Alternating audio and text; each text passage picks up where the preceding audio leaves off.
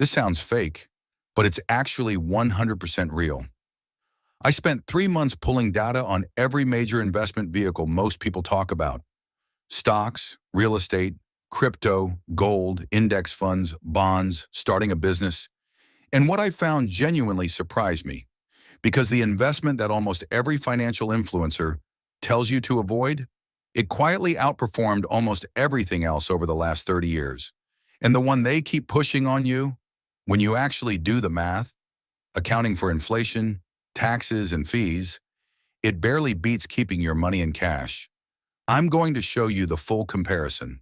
No agenda, no affiliate deal pushing you toward one answer. Just the numbers. Stay until the end, because the last investment I compare is the one nobody talks about. And it's probably your highest leverage move right now. Before we get into it, here's why most investment comparisons online are misleading. They compare gross returns, meaning before taxes, inflation, and fees eat your money alive. A 10% annual return in the S&P 500 sounds incredible. But after a 2.5% average inflation rate, a 15 to 20% capital gains tax, and even a modest 0.5% management fee, your real compounded return drops closer to 6 to 7%. That changes everything. So in this video, every investment we compare is on a real after-cost basis. This is how rich people actually think about money. 1. U.S. index funds. Let's start with the darling of personal finance, index funds. The S&P 500 has averaged about 10.5% annually over the last 30 years. After inflation and taxes, you're looking at roughly 6 to 7% real returns. That's still excellent. The power of index funds is not the raw return. It's the consistency, the zero effort, and the compound growth over decades. $10,000 invested in 1994, worth approximately $170,000 today. Verdict: best passive, set and forget vehicle for most people, but it's not the top performer. 2. Real estate. Real estate is where things get emotional. The average U.S. home has appreciated about 4.4% per year over the last 30 years. Add rental income, and you can push that to 8 to 12% depending on the market. But, and this is massive, real estate comes with leverage. A $50,000 down payment controls a $250,000 asset. That multiplies your returns dramatically. The problem? Illiquidity, maintenance costs, property taxes, tenant issues, and the fact that most people dramatically underestimate expenses. Real estate done right beats the market. Real estate done wrong destroys wealth fast. Verdict: high ceiling, high skill requirement. 3. Gold. Gold has returned about 3.6% annually over the last 30 years, barely beating inflation. It's a store of value, not a wealth builder. If you're young and in a growth phase, gold should be a very small percentage of your portfolio, if at all. Verdict: hedge, not a growth vehicle. 4. Crypto. Bitcoin has returned over 200% annually on average since 2013, making it the highest returning asset in history on paper. But here's the real story. The average crypto investor has massively underperformed because of buy high, sell low psychology, exchange failures, and the volatility that causes people to panic exit. Volatility is not your friend if you can't stomach 70% drawdowns.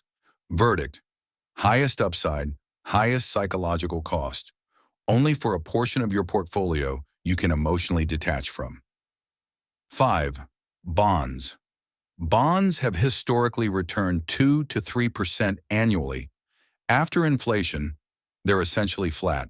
Unless you're within 10 years of retirement, bonds are parking money, not growing it. Verdict: capital preservation only. 6. Starting a business. Now here's the one nobody puts in an investment comparison video, and it's the most important one. The average successful small business generates a 20 to 30% return on invested capital. The top 10% of businesses, 100% ROI or more.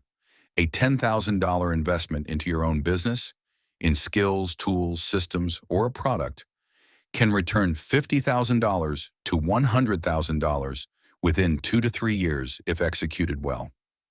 The catch? It requires your time, your skill, your resilience.